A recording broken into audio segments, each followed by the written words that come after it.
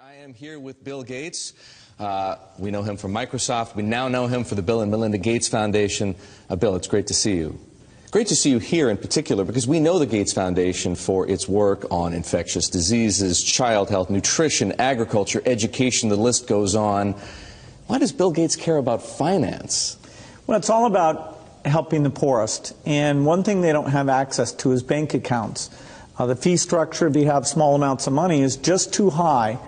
And we got involved in some traditional microlending, but just didn't see how that could scale up and get inexpensive enough. So now we're involved in trying to make sure we get a very efficient digital payment structure set up for all the poorest in the world to get financial products that work for them. What are you doing? The idea is that typically through the cell phone, you should be able to send money to your relatives. You should be able to track the money that's coming in, set aside money to buy seeds the next year. And there are countries where this is beginning to take off.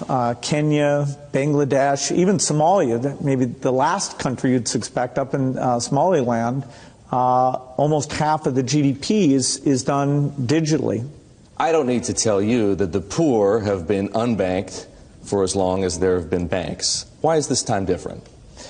Well, it's really the digital revolution. The poorest have bought cows, stored gold, put currency under their mattress, but they are getting cell phones. And the cell phone capability of identifying who's using the cell phone, letting you look at your spending patterns, that's going to be common sense.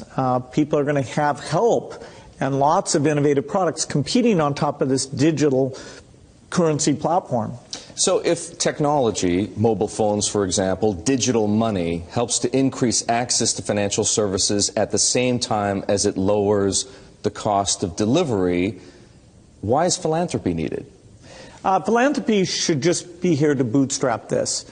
There are a lot of regulations in this area, and understanding how those regulations can make the cost of remittances, where you're sending money back to your family in your country of origin, how right now that has about a 5% overhead on it. We think we have a role to make sure that, particularly for the smaller transactions, the regulations don't impose those very high costs.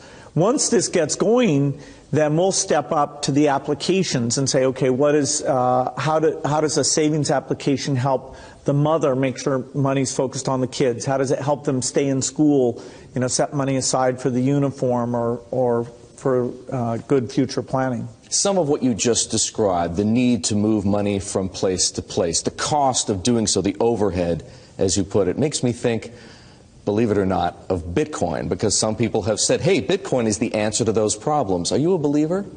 Well, Bitcoin is exciting because it shows how cheap it can be. Bitcoin is better than currency in that you don't have to be physically in the same place. And, of course, for large transactions, currency can get pretty inconvenient. The customers we're talking about aren't trying to be anonymous. They're willing to be known. So the Bitcoin technology is key, and you could add to it or you could build a similar technology where there's enough attribution that people feel comfortable. This has nothing to do with terrorism or any type of money laundering. What kinds of people or private enterprises right now are helping to solve the same problems you're interested in? Well, in some countries, the mobile companies have been fantastic. In a few other companies, it's been the banks. In some countries, it's a startup company that's neither a bank nor a mobile company. In Bangladesh, the bKash offering runs across any phone, and they've gotten the regulations so that they have a product that we think will get very, very pervasive. So entrepreneurs are there. The enablement this creates, if you want to put in, say, electricity in a city, collecting your bills is one of the reasons why the underspending of infrastructure in these areas is a real thing holding back the economy. You mentioned banks. Are the legacy institutions, for the most part, banks, credit card companies, payment processors, friend or foe? Many of them want to have these additional customers, but they have to embrace the idea that the fees are going to be a lot lower. And so they have to find a way to service these new customers. Now, that means these customers aren't going to be coming into their branches, and they can charge a higher fee when you want to actually cash out. But if it's a pure digital transaction, then, you know, you should be paying, you know, less than 1% to move that money from you to a merchant or from you to a friend, even with meeting all the regulatory requirements.